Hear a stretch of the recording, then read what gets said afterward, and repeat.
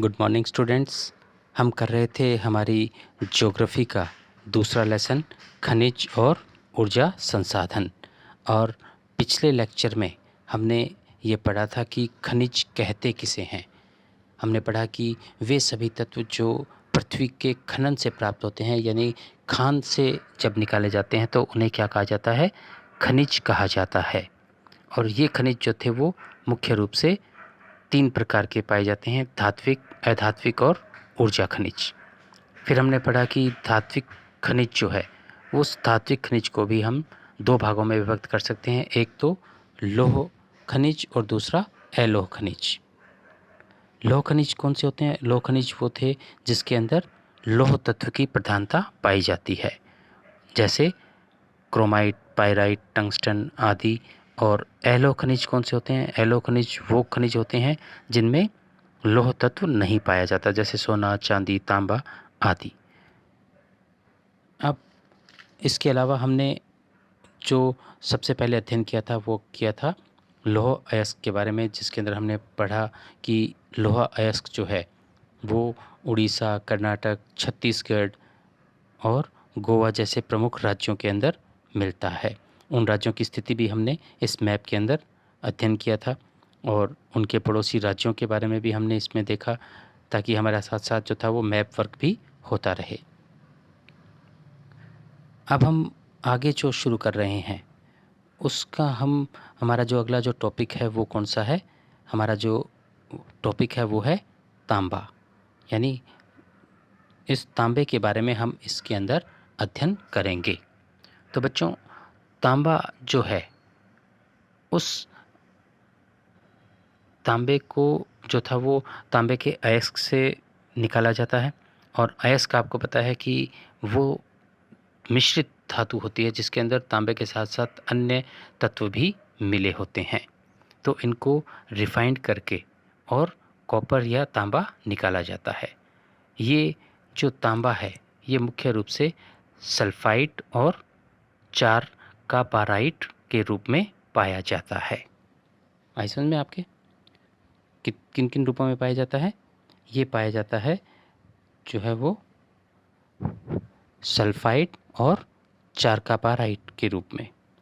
और ये तांबा जो है मुख्य रूप से किन चट्टानों में पाया जाता है? कायांतरित चट्टानों में पाया जाता है। चट्टानों की बात हमने पिछले लेक्चर में भी की थी कि चट्टानें जो हैं वो 3 तरह की होती है, आग्नेय चट्टान, अवसादी चट्टान और तीसरी कायांतरित चट्टान।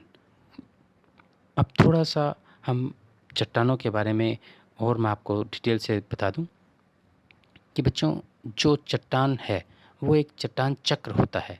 पहले अगर हम बात करें आग्नेय चट्टान की, तो आग्नेय चट्टान को मैं इंडिकेट कर रहा हूँ ए से, यानी ये जो है वो आग्नेय चट्टान है।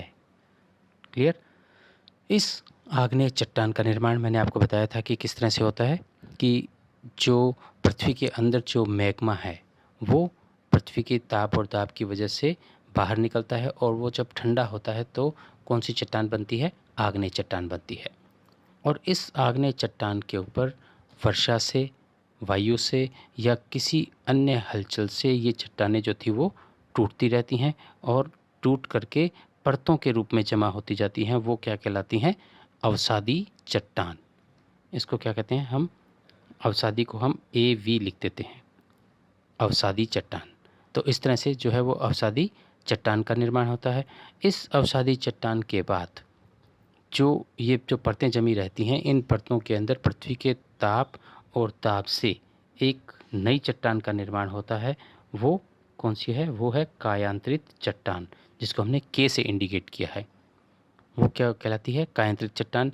यानी जैसे जो अवसादी चट्टान है उसमें जो चूना है, यदि हम चूने का उदाहरण लें तो चूने को जब ताप और दाब की वजह से वो एक कठोर पत्थर के रूप में परिवर्तित हो जाता है और वो क्या बन जाता है?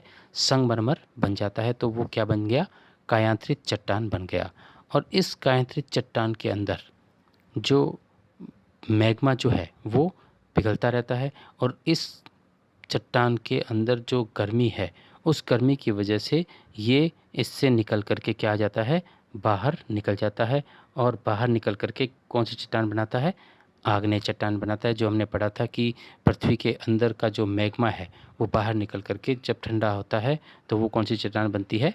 आग्नेय चट्टान। तो ये एक तरीके से चट्टान चक्र है जो आपकी बुक में नहीं है, लेकिन मैंने आपको बता दिया कि आग्नेय चट्टान क्या होती है, अवसादी चट्टान क्या होती है और कायांत्रित चट्टान क्या होती है, और ये सर्कल जो है वो लगातार चलता रहता है। खैर, अब हम अपने वापस टॉपिक पे आते हैं। हमारा आज का जो टॉपिक था वो था कौन सा? तांबा। क्लियर? तो हमें ये पता होना चाहिए कि ये जो तांबा है वो किन चट्टानों में पाया जाता है। तो ये जो तांबा है वो मुख्य रूप से जो था वो कायांत्रित चट्टानों के रूप में पाया जाता है। और हमारे यहाँ जो भारत में ये जो तांबा है वो धारवाड़ और अरावली श्रृंखला के अंदर ये पाया जाता है। धारवाड़ जो है वो कहाँ पे है? कर्नाटक में। और अरावली प्रदेश क्षेत्र आपको पता ही है, राजस्थान का जो क्षेत्र है वहाँ से जो थी वो अरावली की पहाड़ियाँ जो थी वो प्रारंभ होती हैं। तो इन क्षेत्रों में ये तांबा अयस्क, या हम ये कह सकते हैं कि तांबा जो है वो पाया जाता है। अब एक चीज़ और आती है बच्चों की इस का उपयोग क्या क्या है। तांबे का उपयोग बहुत बार पूछ लेते हैं कि तांबे का उपयोग क्या क्या है। तो आप सब देखते हैं कि जितने भी हमारे जो विद्युत उपकरण हैं उनके अंदर तांबे का उपयोग किया जाता है। इसके अलावा जो था वो तांबे के बर्तन भी बनाए जाते हैं। इसके अलावा औद्योगिक क्षेत्र है उसके अंदर भी तांबे का उपयोग होता है और ट्रांसफार्मर के अंदर भी तांबे का उपयोग किया जाता है। तो ये हम कह सकते हैं कि ये तांबे के विभिन्न उपयोग हैं।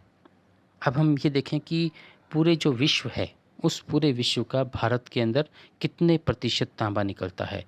तो पूरे विश्व का भारत के अंदर 0.1% भंडार जो है वो क्या है? भारत में है। आगे समझ में आपके कि पूरे विश्व का 0.1% कॉपर जो है वो भारत में निकाला जाता है और इसकी मांग अधिक होने की वजह से इस कॉपर का जो है वो हम क्या करते हैं? आयात भी करते हैं। क्लियर? समझ में आ गई आपकी बात? और जो भारत है उस भारत का जो तांबा जो निकाला जाता है उस तांबे का जो 95% तांबा जो है उसके क्षेत्र कौन कौन से हैं जहाँ से ये तांबा निकलता है? वो है मध्य प्रदेश, झारखंड, राजस्थान, आंध्र प्रदेश और कर्नाटक। हम इनकी स्थिति देख लें हमारे मैप के अंदर, ताकि आपका मैप भी जो था वो साथ साथ में चलता रहे। ये हमारा मध्य प्रदेश, यहाँ से तांबा निकाला जाता है और यहाँ से जो प्रमुख क्षेत्र हैं वो कौन कौन से हैं? बालाघाट और बैतूल जिला। जो झारखंड है उस झारखंड के अंदर ये जो है क्लियर से आप देख लें, ये झारखंड, और इस झारखंड राज्य के अंदर जो तांबे के भंडार हैं वो कौन कौन से हैं? सिंहभूम, पलामू और हजारीबाग। फिर हम बात करते हैं राजस्थान की। तो राजस्थान से तो आप सब परिचित हैं ही, फिर भी मैप के अंदर आपको क्लियर कर देते हैं। ये हमारा राजस्थान, इस राजस्थान के अंदर जो तांबे के भंडार पाए जाते हैं वो पाए जाते हैं अलवर, झुंझुनू, राजसमंद और उदयपुर में। मुख्य रूप से जो खेतड़ी सिंगाना क्षेत्र है वहाँ पे भी तांबा निकाला जाता है। फिर हम बात करते हैं कि आंध्र प्रदेश में कहाँ निकलता है? तो गुटूर और कर्नूल में। आंध्र प्रदेश की स्थिति आप देखें, ये हमारा आंध्र प्रदेश,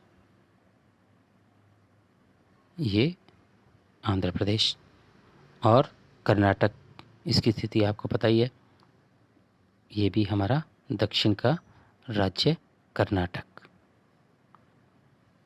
ये कर्नाटका। यहाँ पे भी जो था वो तांबा निकाला जाता है।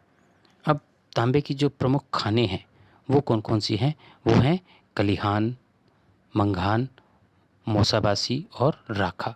ये जो थी वो प्रमुख खाने हैं। और अब हमें ये भी ध्यान होना चाहिए कि तांबा सबसे ज़्यादा जो है वो कहाँ निकलता है? तो सबसे अधिक तांबा जो है वो भारत के अंदर मध्य प्रदेश में निकाला जाता है, यानी उसका पहला स्थान है। दूसरा स्थान है हमारे राजस्थान का और तीसरा स्थान है झारखंड का। तीनों राज्यों की स्थिति आपने मैप के अंदर देख ली। क्लियर हो गया सबके? समझ में आ गया बच्चों सबके कि जो तांबा अयस्क है या तांबा जो है वो कहाँ निकाला जाता है, भारत में उसके कौन कौन से प्रमुख उत्पादक क्षेत्र हैं। और इसके अंदर एक चीज़ और मैं आपको बता दूं कि इसकी जो रिफाइनरी है उस कंपनी का नाम क्या है। उसका नाम है हिंदुस्तान कॉपर कंपनी लिमिटेड। ये एक सरकारी कंपनी है, या हम कह सकते हैं कि सार्वजनिक क्षेत्र की कंपनी है जो कॉपर रिफाइनरी का कार्य करती है। तो इस तरह से हमारा ये तांबे के ऊपर जो टॉपिक था वो कंप्लीट हो गया। हम शुरू करते हैं, हमारा अगला जो टॉपिक है वो कौन सा है, वो है आपके तांबे के बाद में जो बॉक्साइट। ठीक है, तो आपको बता दें कि बॉक्साइट जो है वो क्या है, एक अयस्क है। क्या है, एक अयस्क। और अयस्क के बारे में अब तो आपके बिल्कुल क्लियर हो ही गया होगा कि वो मिश्रित धातु जिसके अंदर एक विशेष धातु के अलावा कई अन्य धातुएं भी मिली होती हैं। जैसे बॉक्साइट जो है उसके अंदर एल्यूमिनियम के साथ साथ और बहुत सी धातुएं पाई जाती हैं, लेकिन एल्यूमिनियम जो था वो सबसे अधिक मात्रा में बॉक्साइट में पाया जाता है। इसलिए इसको क्या कहते हैं, बॉक्साइट को एल्यूमिनियम का अयस्क मुख्य रूप से कहते हैं। फिर हम ये भी ध्यान रखें कि एल्यूमिनियम का भी उपयोग कहाँ कहाँ होता है। तो एल्यूमिनियम का उपयोग भी कहाँ होता है, एक तो चूँकि ये विद्युत का सुचालक है इसलिए विद्युत उद्योग में भी जो था वो इसका इस्तेमाल किया जाता है। जो मशीनरी उद्योग है उसके अंदर भी इसका उपयोग किया जाता है। इसके अलावा इस एल्यूमिनियम धातु के भी क्या बनाए जाते हैं, बर्तन बनाए जाते हैं। आप सबने देखे होंगे घर में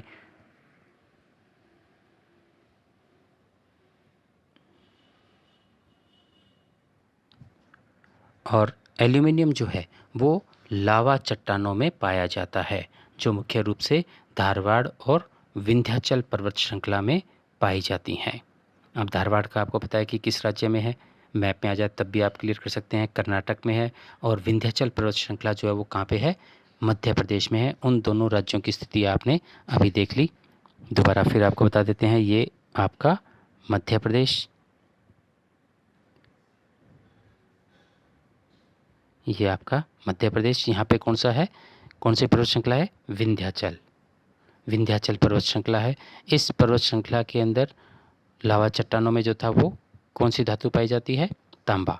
और कर्नाटका में, ये आपका कर्नाटक, यहाँ पे धारवाड़ जो क्षेत्र है वहाँ पे जो थे वो ये धातु जो है वो पाई जाती है। क्लियर? नहीं समझ में आए तो दोबारा फ़ोन ज़रूर कर लेना।